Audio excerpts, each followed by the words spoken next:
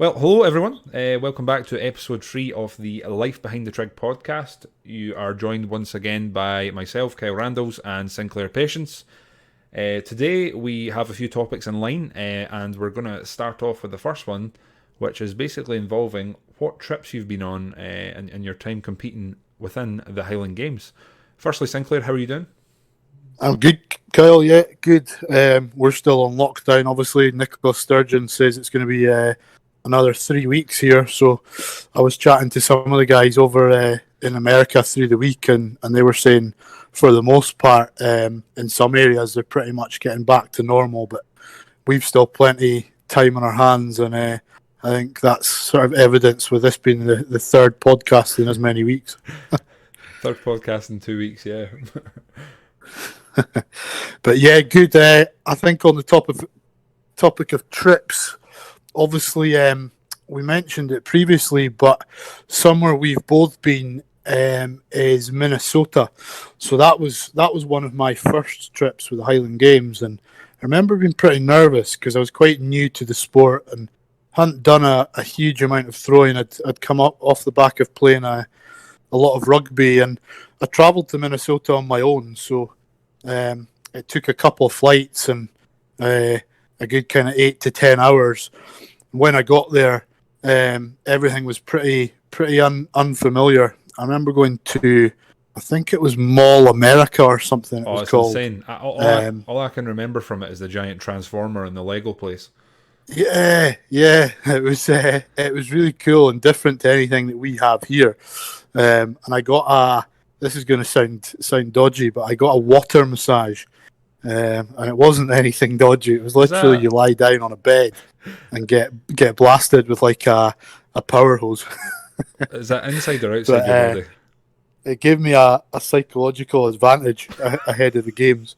But no, that was a really cool trip, and I was really well looked after. I think I mentioned the name Kevin. How do you say Kevin's name? Is it Kevin Dupree? I'm probably completely bastardising it, but I think it's Kevin Dupuis, yeah. And then the other gentleman I remember is Lenny. Lenny's a lad. Lenny was a great guy. He so the night before the games, he took me out for dinner, and we had a good couple of beers. Like this was after my my water massage. He didn't join me for that, but yeah, he took me out for dinner. We had a good few beers, and then on the day, what I liked about that games, it was a one-day games as far as I can remember. Yeah, which is obviously what we're used to as Scottish throwers. I know a lot of the bigger American games are always spread across 2 days, but with Minnesota, it was the Amateur World Championships, and it was all 8 events. We didn't throw the sheaf, which I was quite glad about, but we did all 8 events in one day, and there was nothing too unusual. I think for me that was maybe the first ever time I'd thrown the heavy weight. Though I seem to remember there was a wee bit of chat on NASCA before the championship. That's where everyone used to go back then. There wasn't really as much social media, so NASCA was kind of where everyone went to chat. And there was a bit of chat that I'd maybe fall down a bit in the heavy weight, but I ended up throwing, I think, 37 or 38 feet, and that massively helped me in taking the win overall there. So yeah, my first trip was a really good experience going over to Minnesota.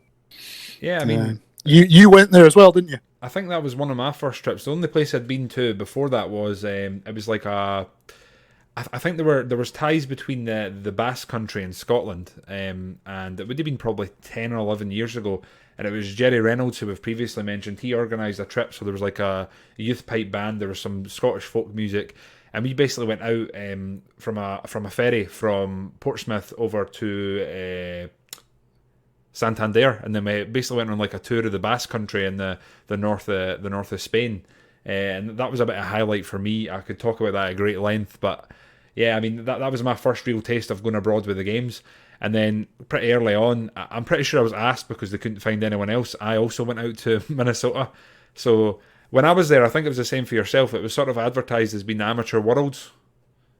Yeah, Amateur Worlds. That was kind of before the IHGF then came on board with Ryan Vieira and Francis Bremner. Is that the Intergalactic Highland Games Federation? Something like that. To be fair, any IHGF games I've been to have been very well run and very well organised. So I can't say anything bad against them, but certainly, there was a lot of debate at the time when they did set up, and they're not so much going for professionals anymore. I think Francis has a Stones of Strength series, which is pretty successful, and they still run their amateur championship again, which a number of guys have come through in the last few years. But yeah, when we went over to Minnesota, that was still the amateur championships, and I believe still is. I think I'm not sure if it exists in the same format. I know Kevin's no longer involved with running it. I actually spoke to him maybe last year towards the end. But Right. when I went, I'm pretty sure I was asked as like a last minute, we need the sort of token Scotsman. And I would have been, I don't know if I was 18 yet. I think I might have been 17. Okay. I'd never thrown a heavyweight. It was actually me and my dad went, and we just took a shit ton of money and basically bought clothes that would fit me. Yeah. So well, that's always we a went bonus over. for going over. My dad worked. He works with wood a lot and our sawyers and whatnot. So he ended up actually making the two cabers whilst he was there. He helped them out. Their cabers had snapped. So I remember it was myself, Kevin, and Lenny, and my dad. We were just sitting with the cabers, and my dad ended up shaving it down, and they treated it and whatnot. And I remember going to the field and thinking, wow, this isn't actually that big. And then I found out we don't throw a light hammer. And I sort of immediately went, well, shit, because that was what I probably would have picked up points in. And similar to yourself, first time I'd thrown the heavy weight, and I can remember there was a judge there who was sitting in the death zone, if you know what I mean, with the weight. For anyone who doesn't know, there's an area where the weight will come out of your hand if it's going to. He sat right there, and in my first throw with it, I came round. My tacky I was using basically went to shit with the heat. It came straight out of my hand, and it passed about 2 foot from his face. So that was quite scarring. And all the way through was the heavy hammer, which again I actually should probably look up the results, but I did not have a good games. It probably wasn't a highlight for me, but I mean, great trip, as you said. Kevin and Lenny looked after me, had a good time, and you know, it's at one of those Renaissance festivals, the Renfest, which on its own I would describe with the phrase eye-opening. It's certainly eye-opening. There's a load of folk in fancy dress, isn't there? Playing sword fights. Playing Dungeons and Dragons sort of stuff. It's funny because there's a whole variety of people who are there having a good time dressed up, and then there's the people who, you know, this is like their day of the year where they get to be who they want to be. You know, there's a bit of that over here in Scotland, but nowhere near as much as over there. And there's always clan tents and things like that as well. And that's what I meant when I said a few weeks ago, sometimes these games are more Scottish than the Highland Games here. Yeah, it's funny you mentioned the clan tents, right? I mean, you do get them here, but they're not quite as prominent, I would say. And it tends to be like Newton Moore's, the McPhersons. Like, you know, it's like their day, if you know what I mean, they gather then. You don't really get that. So the biggest shock to me is when I was in Florida in, January. So there was like a Team Scotland versus Team America, and we had a free day, so we went down to watch the women's events, which I think is East-West. So we'd watch that a bit, and then we thought, right, you know what? Never been around these clan tents. Let's go. So we're walking around, and Jamie Gunn was with us, and Jamie ended up in the gun tent for, I don't know, half an hour. We actually lost him, and he reappeared later, and it was pretty merry. I think he'd been given a few whiskies, and it turned out that I think the people these, you know, from the tent that we're sort of holding as the chieftain of Clan Gun is actually one of Jamie's relatives. Oh, really? And I was just saying to him, imagine if you told them that at the time, how they'd reacted to that. Yeah, that's. I suppose it's pretty predictable that though when you've got like I know the Guns are predominantly from the far north of Scotland, an area called Caithness, and so are the Sinklers. So whenever I am overseas at games, I will try and pass in by the clan tents and just say hello. But they're usually disgusted that I'm not wearing a Sinkler tartan. But coming up through the games, Craig Sinkler always had a Sinkler kilt, so I would never wear a Sinkler tartan. I'd always be in random plaids rather than tartans. Are you saying that Craig Sinclair wearing a Sinclair tartan was enough to put you off? Do we have that on record here? My great Ryder. But they don't like when you don't wear their tartans. Coming back to your Basque country trip, Kyle, I'm sure Rogue have done they did that Stoneland documentary, Rogue Fitness. They're pretty big at and doing a really good job of covering things like strongman at the moment.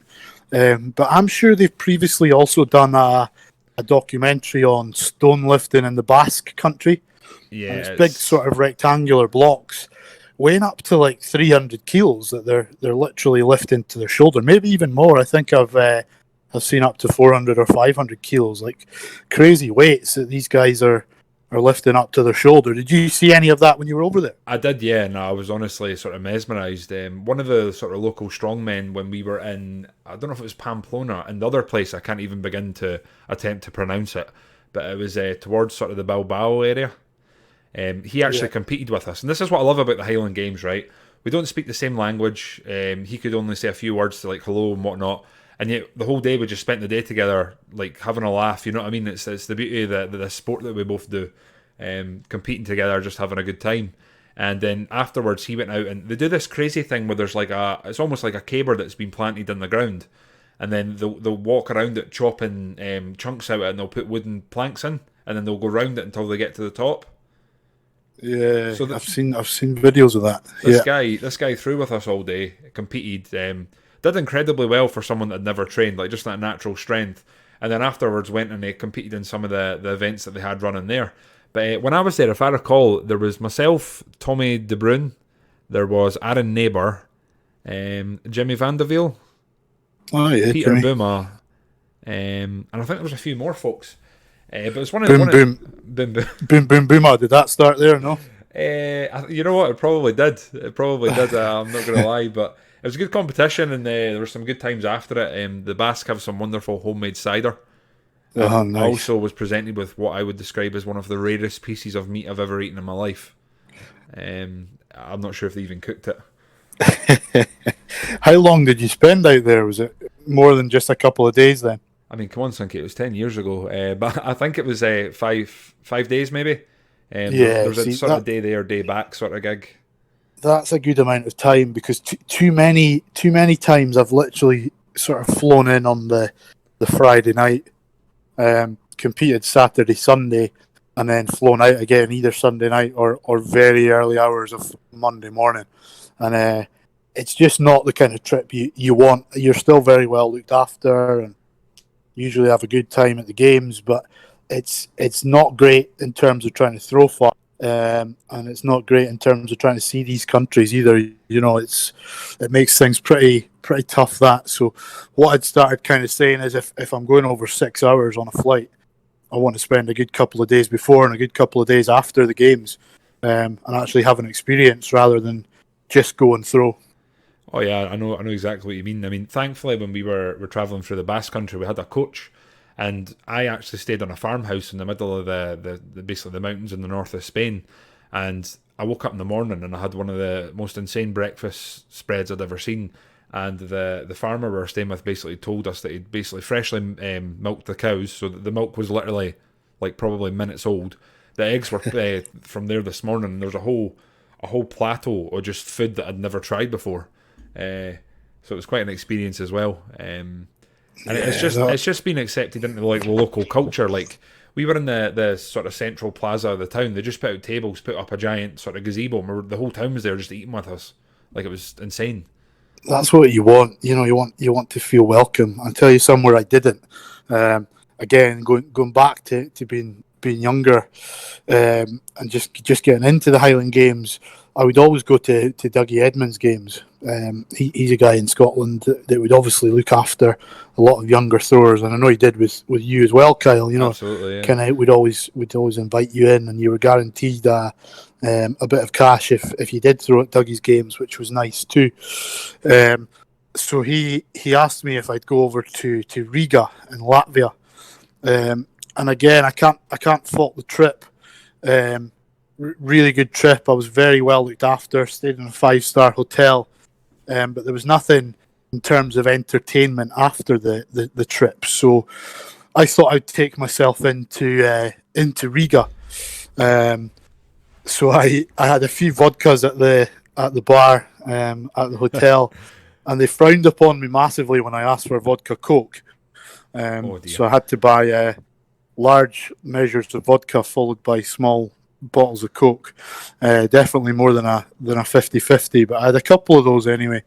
And then I took myself into Riga, which is something I'd never really do now, because you hear stories of like stag do's going over there, and they're not welcome. I think there's lots of beautiful women in Riga, and it's pretty well known. So you get a lot of tourists going over looking for a girlfriend or a wife. I was partnered with my current wife Sarah at the time, so I certainly wasn't doing that. But I did take myself into it and ask the question: did you get a water massage? I didn't get a water massage in Riga. No. That's where you went wrong. I didn't get any form of massage in Riga. But yeah, I took myself into town and ended up drinking a lot more than 2 vodkas, and just didn't feel very, very welcome at all. But what saved me was I found an Irish karaoke bar, and I remember at like 2:30 in the morning phoning my now wife Sarah, asking her what I should sing in karaoke, and she promptly kind of told me, look, I don't think it's very safe you being out on your own at 2:30 in the morning in Riga, so maybe get yourself back to the hotel. But I remember rocking up at the airport about 6:30 in the morning, and I don't think I'd been to bed, and they weren't going to allow me on the flight, so not one of my best experiences, but luckily I got on the flight, got home, and have a nice little walking stick, which I received as a winning prize. So that's still sitting there in the living room and reminds me of my karaoke. What would your go-to karaoke song be, out of curiosity? I can't remember what I was recommended to sing, but I think I gave 500 Miles a good bash. Classic, absolute classic. Had to be. Which again, an Irish bar went down okay. I think if I'd tried it anywhere else, it wouldn't have been warmly received. I mean, people know that song worldwide, but I'd have to say, I mean, I'd probably personally go for Toto Africa. Yeah. Timeless classic. Yeah. That's a good one. The next trip that would stand out for me would have been Germany. I think it was 2013. That would have been the IHGF Worlds. Was amateur. It was. It was my first experience of sort of going abroad and competing with like a bunch of people that I knew their names and knew who they were, but didn't know them. So I was in Frustenwald. I probably said that wrong, but it was the Doros that had sort of organised it, and then you had, I mean, it was pretty cool because you had Ryan and Francis both judging you, and obviously massive names in the games. And they're standing judging you all day. There was people from more countries than I knew. There was Highland Games in, and I remember we were competing against the sort of controversial figure of Robert Fazekas. Oh yeah, and he went on to actually win it, and I think he went through and ended up competing at the professional worlds. He did. I threw against him in Brazier in France, which, by the way, is one of the best venues I've ever competed at. Amazing venue. Just nice castle there. I think just about everyone that's competed there has pretty much repeated your words. But, yeah.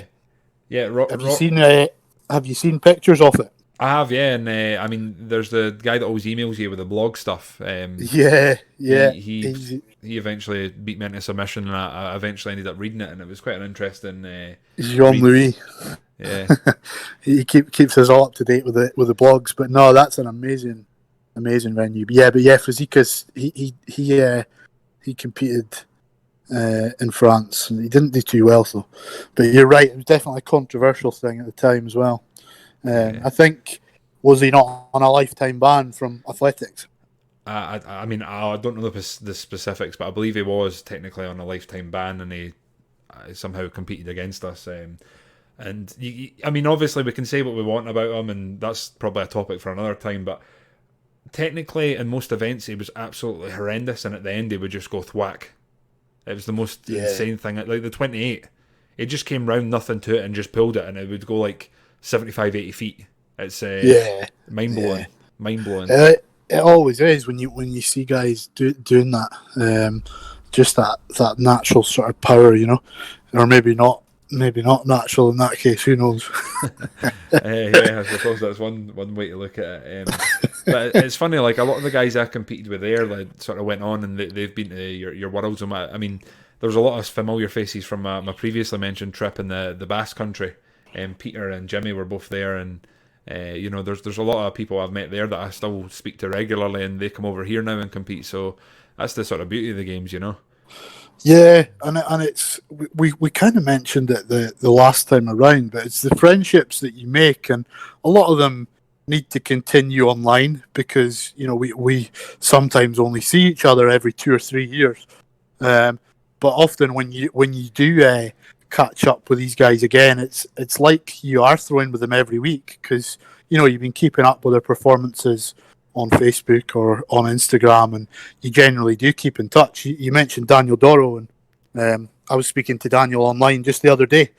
He was telling me he's well on his way with building a big new house and hasn't had too much time to train recently, but he's hoping to get back to it. But yeah, Daniel's definitely a guy that came on through that kind of amateur ranks into professional, and he actually threw very well. Hank in Holland, Tommy De Bruyn hosted the World Championships, and Daniel threw very well in 2018. So he's been kind of good guy, Daniel. With injuries since. I know I've spoken to him a few times about it. It's one of those frustrating ones where it's like his shoulder, I think he was saying, but you feel for someone when they've got something, they know what's wrong, but they can't fix it, Yeah, I think Daniel had a bit of nerve damage in his shoulder, which is a shame because, like I said, he'd really come on through the amateurs and I think won IHGF Amateur Worlds, and then performed well in the Webster Worlds in 2018. What are other memorable trips for you, Kyle? You've my trips are quite standard, and I could go into a bit of depth on them. I've been to Pleasanton a number of times, which is I think one of the biggest games in the world and one of the best run games in the world as well. Steve Conway does an absolutely amazing job in running those Highland Games. And another guy that sticks out for me there is Kel Mulry. Kel's thrown in Scotland a few times. I don't know if you've met Kel before, but again, an absolutely great guy and one of the best kind of hosts that I've come across. He'll always look out for both the Scots and the European throwers when you go there. He'll show you around San Francisco, and just a really, really good guy that makes you feel welcome. That massively helps when you've travelled across the world. Oh, absolutely. I mean, I've not met Kel, but Steve I've never met, but I've spoken to him online a bit. I mean, he was sort of one of the people I was speaking to about going to Fergus this year, but again, that's unfortunately tits up as the whole season. But there are these games that almost have a legend of their own, and Pleasanton's one that I've again never heard anyone say anything negative about. Just the sheer size of it and the sort of history it's steeped in. Yeah, no, it's an amazing Highland Games, and the sheer volume of throwers as well. I can't really get my head round. I think they plan to change things slightly this season and only have maybe 6 professional men, but also 6 professional women. I think they were also going to have amateur classes, but 6 in each class, and the men and women were going to receive equal pay. So that's quite a big step forward for the sport. Yeah, I mean, that's something we're going to discuss later. Perhaps we should have discussed this last, but yeah, the sort of difference in games between the USA and Scotland, but we'll bring that up afterwards. That's certainly, I mean, that's probably another one that's a podcast in itself, Yeah, no, definitely. I'll quickly skim the rest of the trips I've been on. I have been out to Malaysia, Kuala Lumpur a few times, the St. Selangor St. Andrews Society, that's a mouthful for you. Oh, yeah. The Selangor St. Andrews Society, that's it, yeah. They've invited me out 3 times. I was meant to go just before this started, and it's Neil Elliott, Big Nelly. Everyone knows Nelly. He sort of looked after me and takes me out there, and the last few times I've taken Amy, and I don't know what she was thinking of the country as a whole and what it was like, but she absolutely adored it. It's got that weird tropical, sticky, warm heat. Like it can thunder rain, and I mean like a monsoon, and then 15 minutes later it's bone dry. It's pretty surreal, and the games there, people go daft for it. Like the obviously the actual Scots, the expats that are there, and then there's people that come in to watch, and the whole experience there is just amazing, start to finish. And as you said, being looked after can make a trip so memorable, and you're certainly looked after there. And then 2018, this is probably one of the most surreal and memorable experiences of my life. 4 of us were asked to go out to Kyrgyzstan to basically showcase the Highland Games in what is called the World Nomad Games. So it's essentially like an Olympic Games equivalent for nomadic peoples. So most of them tend to reside in your stan countries, if you know what I mean by that. Your Uzbekistan, Kazakhstan, Kyrgyzstan, I could go on. There was a Russian influence there, there was Chinese, there was some Turkish, some Hungarians, and the whole experience there, I can't summarise it enough about it, but we ended up flying into Kazakhstan, and then from Kazakhstan we went to Kyrgyzstan. We met the British ambassador there, and it was actually him that had wanted us to go out. So we were to go out because Britain had never had basically a footing in it. They'd always just went along in terms to not show face, but you know what I mean. Like, oh, we're supporting it. So that we don't really have a nomadic culture here. Looking back, the closest thing you had was the clans. So we ended up going out and basically showcasing our equivalent of strongman, which is the throwing. So we ended up out in front of the presidents of most of the countries I've mentioned in the central arena, throwing hammers, throwing cabers, and basically doing our thing. And one of the most difficult things I've ever done in my life was walking at I don't know the exact, but it was like 5, 6, 7,000 feet. And we probably walked about a mile through a forest and essentially a camp. And when I say a camp, I mean yurts everywhere, horses everywhere, people cooking, people gutting animals. And we were just walking through with a caber, hammers and weights. And on that trip, it was Neil Elliott, Willie Faulkner, Dan Carlin and myself. And if you were to ask any of them, I'm sure they would all say it was one of the most surreal experiences of their life. And in the morning, we'd get this sort of gruel sort of stuff in the hotel we were staying, which was a former sanitarium. It was used by the Soviets years ago. The beds, people say, oh, their feet hang off the bed. Like, I mean, like my ankles and almost from my knee down were off the bed. Yeah. It has one of the world's highest saltwater lakes, and swimming in that is weird because it's like almost gloopy. Like when you swim, you just glide through it and you can float easily. Start to finish, unbelievable. I ended up basically having no breakfast, and every day would drive up to the games and I'd have a ribeye steak. So for one massive cut of ribeye in Britain, what would you be for that? 5, 6, 7 pounds. Yeah, or more. Yeah. That's what I mean. So there, I'd get three steaks for the price of that, and they were cooked perfectly, just medium rare. But I'll never forget, we ended up in the dignitaries' yurt, the big fancy one. We had a spread in front of us, and we'd sort of been nudged, and it was just you're there representing your country. We'd walked in the opening ceremony with the flag. It was pretty emotional. We had a pipe band with us that actually played some pipes, although they'd been warned not to. And people were going bananas for it. Apparently made like the papers over there. But we were in the yurt and we'd been told, right, whatever they put in front of you, just eat it. So we'd had like a soup put down first, we'd ate that, it was quite nice. And then there was like a sort of bready thing came. And then there was this white like circular sort of cut, and we weren't sure what it was. And we'd be encouraged to try to eat it. So I'd cut a bit off and I put it in my mouth and I'm chewing them and I'm chewing. And I mean, there was quite a nice flavour to it, but it was, sitting there, and 5 minutes later, I'm still kind of gnawing on it. And then one of the attaches that was with us, he basically said to us, that's horse intestine. I was like, horse intestine? And he basically said, you're eating a horse's arsehole. we did exactly the same thing at Brazil with Craig Sinclair. Oh God, I've heard about this. Everyone was smelling it, and it just literally smelled like... I mean, I don't know if you're having audio problems there, Sinky, you cut out, but when we'd had it, I think it had been boiled, so it was pretty chewy, and I was sitting there. But it didn't necessarily taste bad. Yeah. Did I get cut off there? Did there just for a second. It just kind of strange. I don't know, but yeah, we were. Everyone was passing this thing around and asking Craig Sinclair. Eventually came to him, and rather than smelling it, he just popped it straight in his mouth, chewed it down and swallowed. I couldn't believe it, but yeah, it's strange. I suppose people might think similar of some of our delicacies like haggis, but certainly for us that was a strange one. See haggis. I always say to people, just don't think about what's in it, and you're fine, because it doesn't taste bad. No, it just tastes of spices, doesn't it? Exactly. It doesn't taste bad at all. But that sounds like a great trip. Was it kind of political as well then? Because it sounds like, if it's the first time the UK. I mean, we certainly we weren't out there just to have a throw and have a good time. It was to show that Britain sort of was there and we were involved in this. So I mean, we walked in the opening ceremony, and I'm not joking. It was like an Olympic ceremony, but obviously on a slightly smaller scale.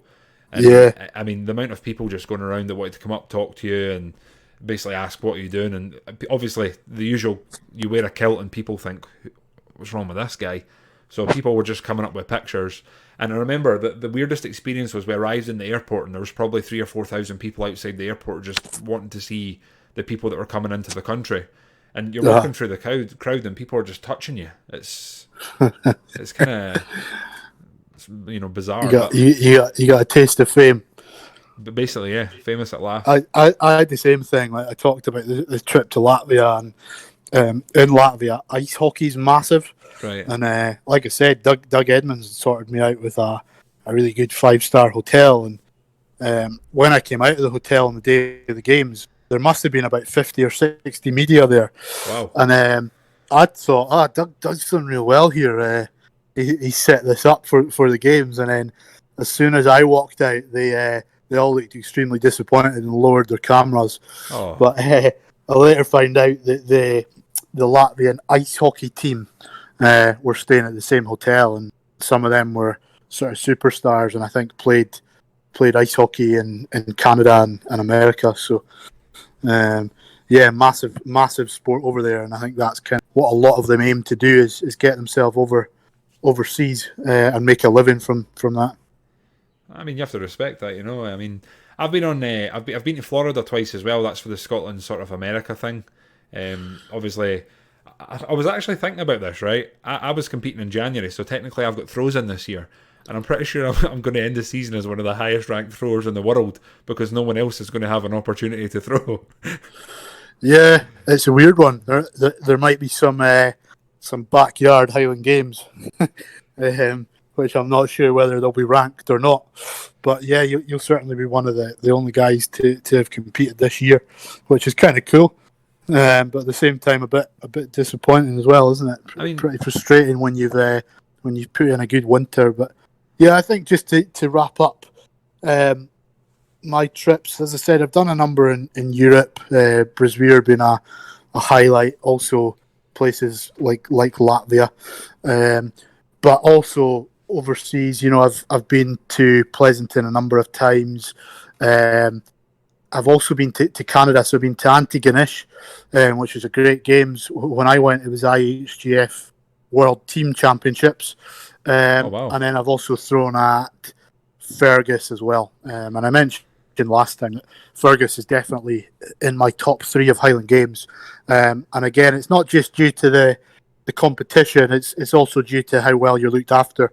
So Warren Trask is the athletic director, and he's an absolutely great guy. He had me stay at his house, looked after me really well, with the support of Lynn Bowen Richardson. So I know you've met Lynn a few times, Kyle, but Lynn's great as well. And besides David Webster, she probably knows as much about Highland Games than anyone else in the world. She's incredibly knowledgeable about past throwers, and can even at times recite distances as well. So, wow. Worth mentioning Lynn on the podcast because she, she's great for the Highland Games and has been for a number of years. Yeah, I mean, the trips are something that when I first started throwing, I didn't realise they were a thing that existed, and I've got to say they're one of the most enjoyable parts of the games, especially through my experiences. I don't think I really have any negatives whatsoever. No, I don't have negatives. I've poor performances, which again you can make excuses. It is tough to go and throw far, but at the same time, there are people who do it very well. So you can't really make excuses. That's probably the toughest thing at times. If you're not competing where you think you should be in terms of throwing distances. But yeah, to get to travel through a sport that you love competing in, nothing really compares to that. I think the opportunities that come with the Highland Games are mentioned before, but they're endless, and you can get all over the world to do something which you love doing. So it's great sport to be involved with. I mean, I'm not sure where else a wee fat boy for Falkirk can go around the world throwing hammers with a kilt on, you know. There's not many other opportunities for someone to do that. But yeah, one of the things we're looking to bring up, and we're not doing this in necessarily a positive or a negative light, but it's just the differences between, at least the heavy side, the games between the sort of North America and Scotland. The one thing I would like to immediately say is I feel like in Scotland we're almost stuck with it being a purely spectator sport. You know, the games have existed for so long, and the people come to watch throws. And you know, there's time constraints because there is so much going on. And I feel like in America there's almost an equal state between it being for the competitors as well as the spectators, if that makes sense. Just curious on what your take on that would be. Yeah, I think there's a balance. Like the Glenfiddich circuit, there's usually 12 or 13 Highland Games, and you're well looked after. You know, you turn up, you know roughly the order of events and the timings. You always have a break for lunch, where you're provided with a lunch box. Whereas some games you turn up to, that just doesn't happen. You know, you're not sure what time you're starting. There's no break for lunch, so you do need to be well prepared. It depends on what part of the country you're in as well. So in the north and in Grampian, I think you're well looked after as throwers, whereas other parts of the country, and quite often in the central belt, the focus probably shifts more towards the athletic side of things. So in Scottish Highland Games, in addition to the heavies and the throwing side of things, there's also a lot of competition with runners and jumpers. There's cycling, there's Highland dancing, and then there's the sort of musical side as well. But in the central belt, there is a lot of focus put on the athletic side of things. And I think there's even, like, you can go to the bookies and place bets on the athletic side as well. I know you can also do that with the throwing, but there seems to be more of a sort of stigma with that professional athletics in the Highland Games. Yeah. And that's probably one of the biggest differences between Scotland and America as well, is that we no longer really have amateur and professional. So all of our Highland Games, you can win prize money, and that's whether they're deemed as amateur or professional. The main difference in amateur and professional in Scotland now is just the Trig Setup, which is something which we'll come on to discuss pretty shortly. But yeah, I mean, the thing that confuses it even more is there's still games that are labelled as amateur, and there's still games that are obviously professional. And the only real difference, as you've touched on, is basically the Trig Setup. You're throwing the same implements. I would say in pretty much every amateur games I compete in, there are sectors, which is something that isn't always present at the professional stuff. But I mean, going back to our original point between the sort of differences, I mean, at an average games that I've been to in America, so take Florida, for example, this year, there must have been at least, 50 to 100 people competing. At games in Scotland, you'd maybe have, 30 or 40 if you took all of the events in, and that's not just a throw-in, that's you talking about the light field events, which is like your athletics, and I mean, if you include your pipe bands, you can go into the hundreds or thousands there. But it's basically it's an ancient inspiration for the modern Olympic Games. There's everything happening at once. I don't know if Sinky's been lost with us there again. But, no, still here, Kyle. But yeah, it is. I think that's kind of where the Olympic Games originally stemmed from, and obviously we still have events like the shot put and the hammer throw, although they're slightly different in athletics.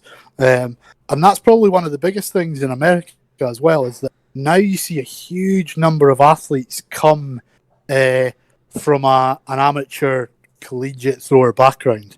we don't have that in Scotland either. So for the most part, our athletes have either been in it from an early age, they maybe join the 18 to 25 league, or they've come from other sports. So, I've come from rugby, you've come from athletics, but if that's the case, you're probably not coming to the sport till you're maybe in your early to mid 20s, which is quite late. If you're a good athlete, you'll still pick up things like techniques very quickly.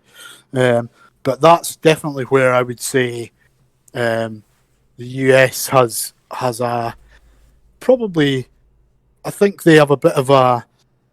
They're further ahead than us in that respect. Of numbers coming through. The biggest thing to look at, Sinky, is in my experience.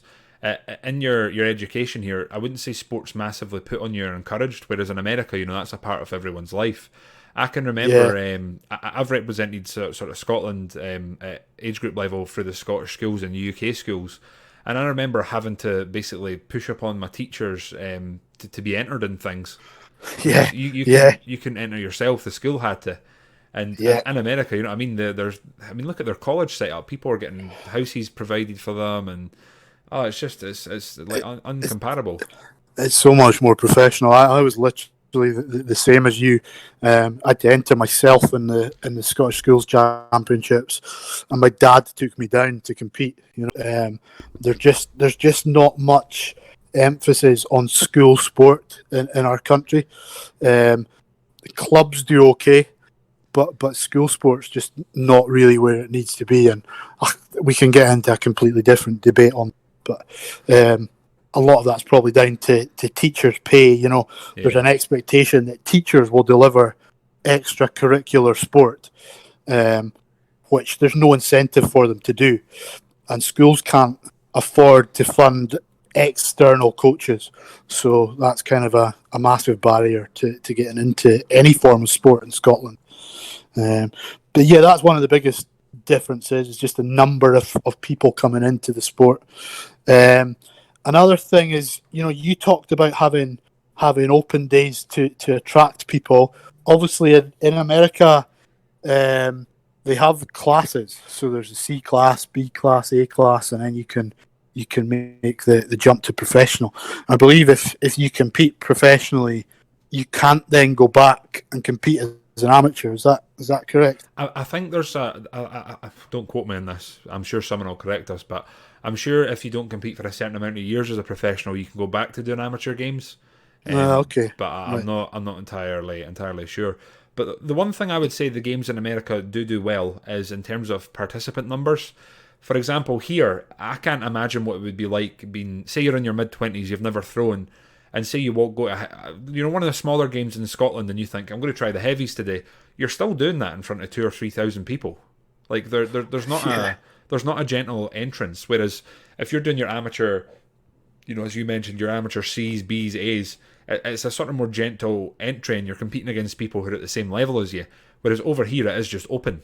It's open to basically anyone. So that is something I do admire and both curse about the games, because the first year I was in Florida competing in 2014, we were doing the weight for height, and we had to get cars brought over and put the headlights on because we were still going. Oh, really? It was getting dark. Midnight games.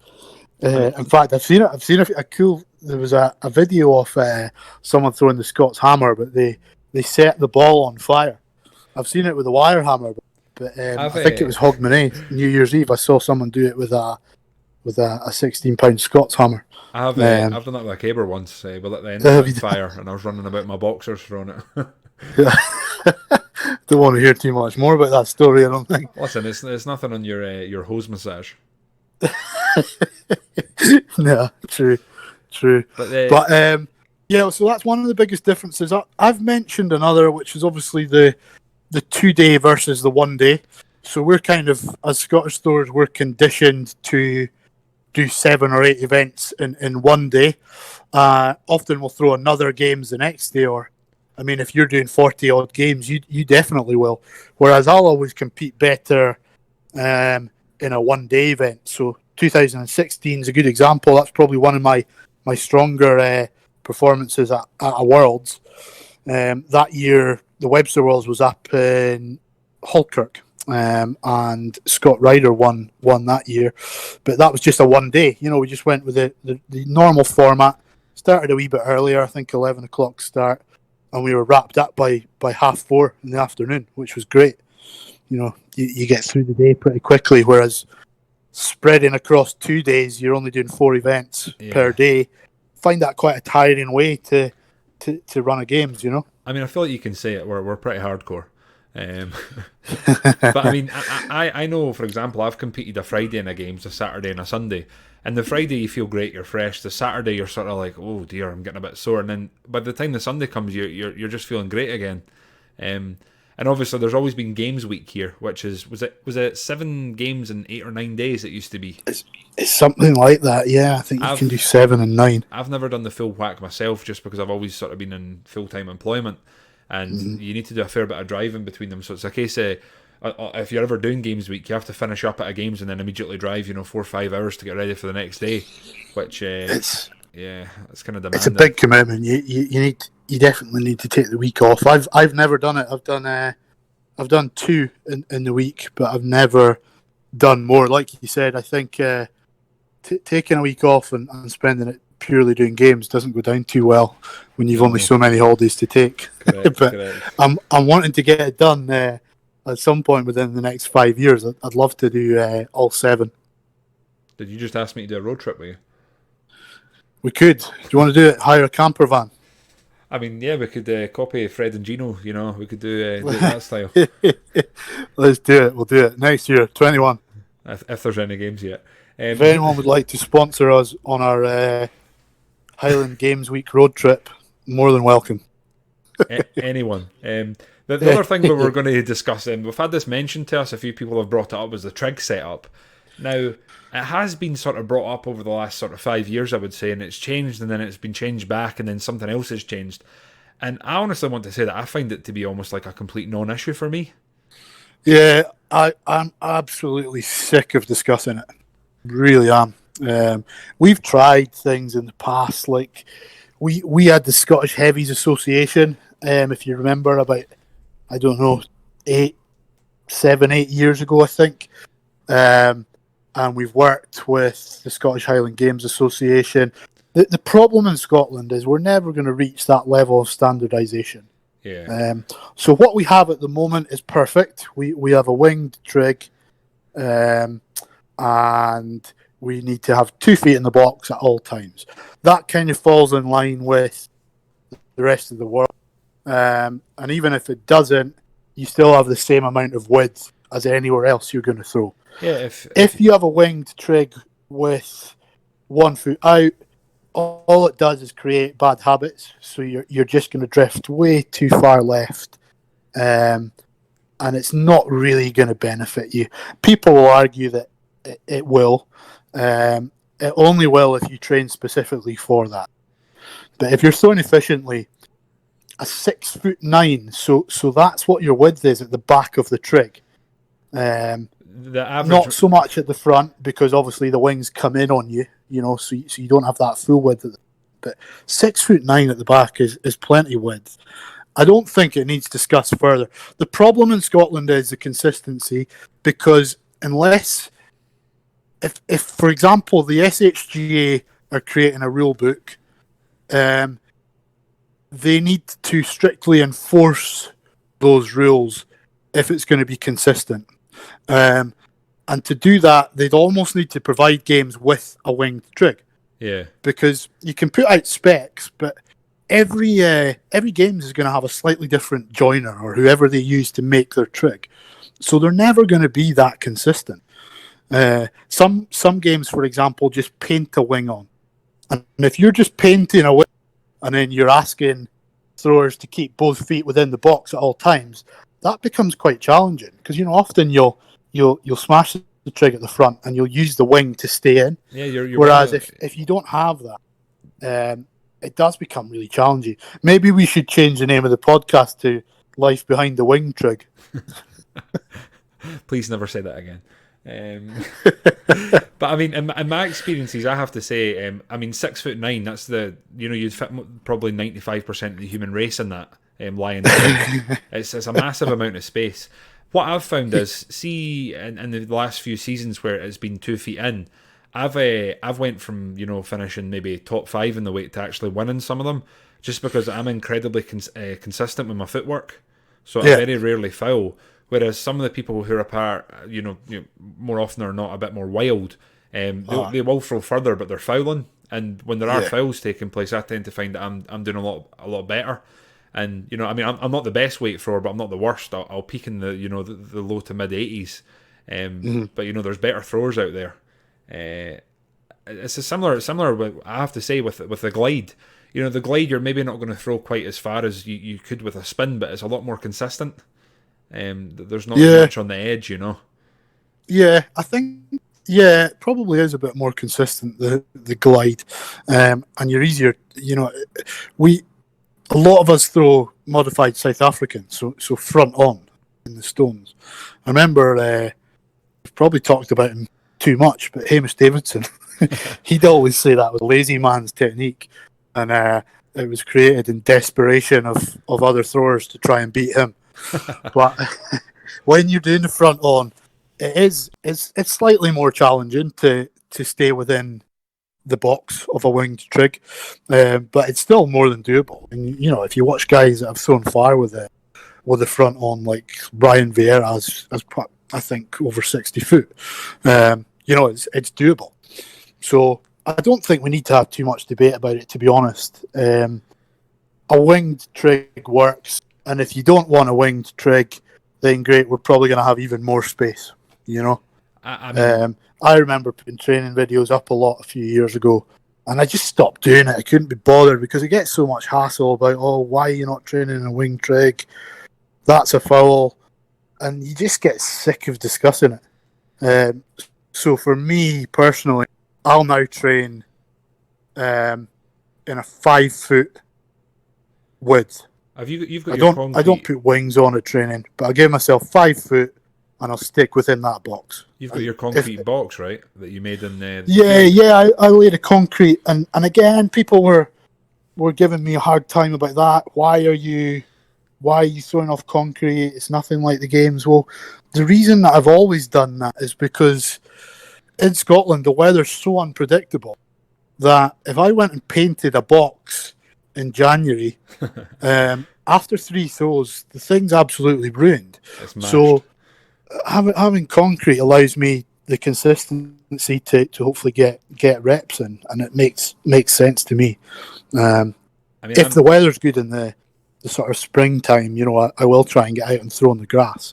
But for the most part, if you can perfect your technique, which I've not done in anything yet, but I've got relatively consistent techniques, I think you're best on concrete. I mean, I'm standing right beside you there. I've my whole life trained in, it's basically a car park. So for years I used to use the curb of the car park as my trig. It's always there. It's always the same. It's always consistent. It can get wet, sure. It can be dry, sure. But you're working with the same sort of surface. And consistency with training is one of the most important things about improving or refining technique. And I'm the same as you. Like, I've always trained at the same place. I find now when sort of May, June hits and it's drier, I'll move on to the grass. You can get onto the grass. But the thing is with the concrete as well, people say, you'll throw further. Well, fine, we'll throw further in training then. But you don't. You usually throw further at games. And, I'm the same. We're not posting distances and saying, look, we put 54 foot in training. I've done it in the past because you get excited if you do. But it's not. No one actually cares. It's like, you're winning training. Well done. I'm of the opinion that some of the worst people in the world are the people that go out throwing and they're like, hey, I just threw the 28, 112 feet. It's like, cool, but can you rate it? Like, it doesn't mean anything. No, and again, we've all done it. We've all posted training distances because if you throw far in training, you're excited about it, But I've figured that all it does is put pressure on you then for the weekend and the games when they come around. You just present an opportunity for you to look like a dick. Pretty much. You should actually, you should start wearing your kilt when you train, though. Well, I know this is something that we were just looking to light-heartedly mention, but why? I mean, honestly, people I've noticed recently are training in their kilts, and from our experience, if you did that in Scotland, you would be nothing short of bullied, which obviously we don't condone. But I mean, I've seen quite a number of sort of, your North Americans. I'm not sure where they're all from, but they're training in kilts. And I know there's like a connection, and I want to sort of belong to the whole, Scotland setup. And I know there's no games, so I do sympathise. But I'm just wondering, why? I can't answer it. Can I ask though? I've not been on social media as much, but is it people who would be competing at World Championships, for example? No, that's not. It's perhaps people who are, they're maybe going out and they're. I always wonder, is it people, they want to feel like they belong to it and they want the authentic experience, and they're not harming anyone. I'm not saying stop it. I just want to. I want to understand. I want to know why. So if anyone can answer, I might make a return to social media this week. Don't you dare. And I think I'm going to wear a kilt Don't. and post every single distance of my training session. But yeah, it's a strange one. Wearing a kilt at training is not something I don't think would benefit you in any way.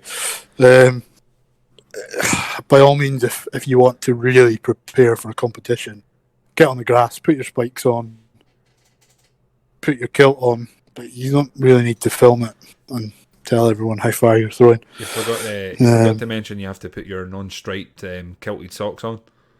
Yeah, well, that was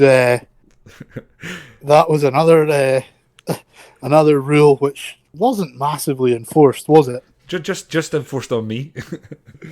Yeah, I don't think it's too much of an issue. I mean, why is someone bothered if we're wearing stripy socks? I mean, for a bit of context there, I used to compete in blue and white striped socks, and it was sort of brought in as a rule that people had to wear one coloured hose after about 2 games, so that descended into people wearing, football socks or pretty much whatever the hell they wanted. Except me, I had to wear one coloured hose. Anyway, you went with it though, and you had a good season, so maybe it's a good luck thing now. I was about to say, it seems like a great place to wrap up with all the positivity we've just put in the world. But our next episode, which I guess we could call it next week, so we're going to have on the man himself, the big man, Scott Ryder. Scott Ryder's coming on, yeah. He's agreed to come on for a little chinwag, and we're going to just talk a load of exciting and captivating subjects with him, so that's something we can look forward to. I guess if anyone has any questions for him, we could put them to them in a sort of Q&A. I was just about to say, Kyle, yeah, I mean, it's going to be great to have Scott on. Like I mentioned previously there, he won Worlds in Falkirk in 2016, so he's also got a great sporting background. He's been at a Commonwealth Games. He's also been at a Winter Olympics as an athlete as well. So, yeah, if anyone's got any questions they'd like us to put to Scott, just send them over in a message to either Kyle or myself. But no, that's been good catching up again, Kyle. And I'm really looking forward to the next episode and having Scott on. He's a good guy, and I think he's helped both of us a lot over the last few years. He's a tremendous thrower and an even bigger personality, so I'm looking forward to that. But I suppose that's episode 3, and episode 4 will be next week, and it'll be involving Scott, myself, and Sinclair. So thanks for listening, and I will hopefully catch you on the next one. Cheers, Kyle. Thanks, everyone.